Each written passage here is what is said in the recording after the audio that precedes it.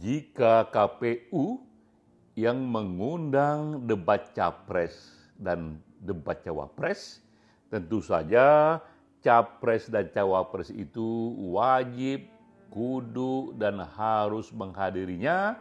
Mereka harus berdebat di sana.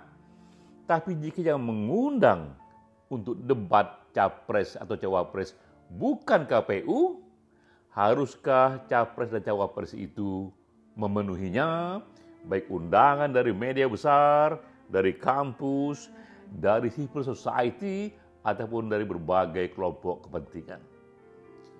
Pertanyaan inilah yang muncul setelah membaca berita.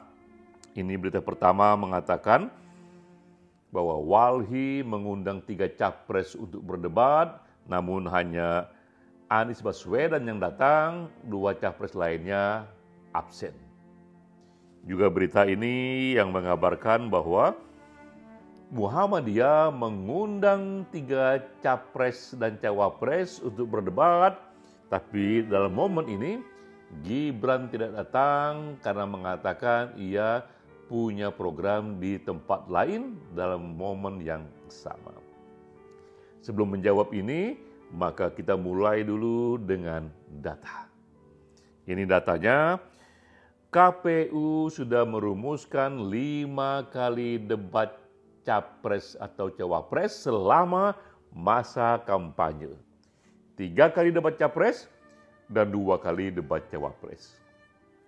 Masa kampanye pun ternyata hanyalah 75 hari, dimulai 28 November, selesai 10 Februari, 75 hari akan ada 5 kali debat, berarti rata-rata setiap 15 hari akan ada debat capres atau akan ada debat cawapres.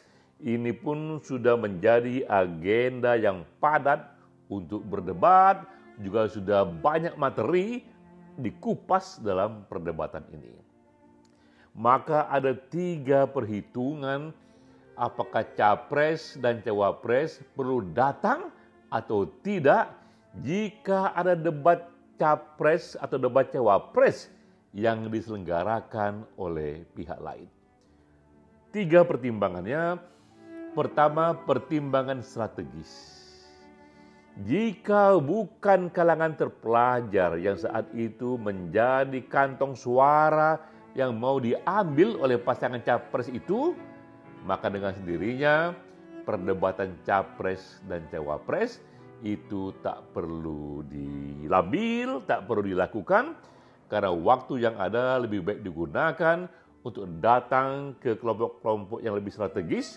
Misalnya Gibran, ia bisa lebih banyak menghabiskan waktunya untuk berjumpa dengan pemilih di kantong-kantong uang cilik ketimbang misalnya hadir di debat capres yang dibuat, debat cawapres yang dibuat oleh pihak lain di luar oleh KPU.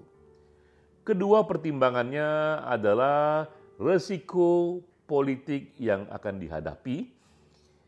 Acap kali ini terjadi di banyak negara.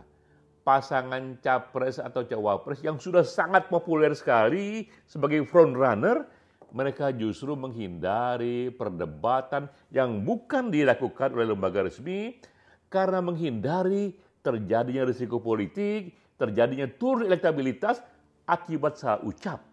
Sebaiknya pasangan capres atau cawapres yang sedang berada di titik terendahnya, bukan frontrunner-nya, justru akan memanfaatkan berbagai undangan capres dan cawapres itu untuk menambah poin.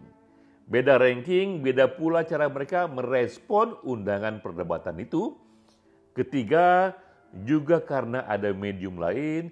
Seandainya pun capres cawapres itu tidak ikut dalam berdebat, pesan-pesan mereka tetap bisa direkam dalam pidato, dalam wawancara yang lebih diatur, juga dalam berbagai percakapan dan diskusi yang sudah direkam sebelumnya, sehingga debat capres pun menjadi tidak diperlukan.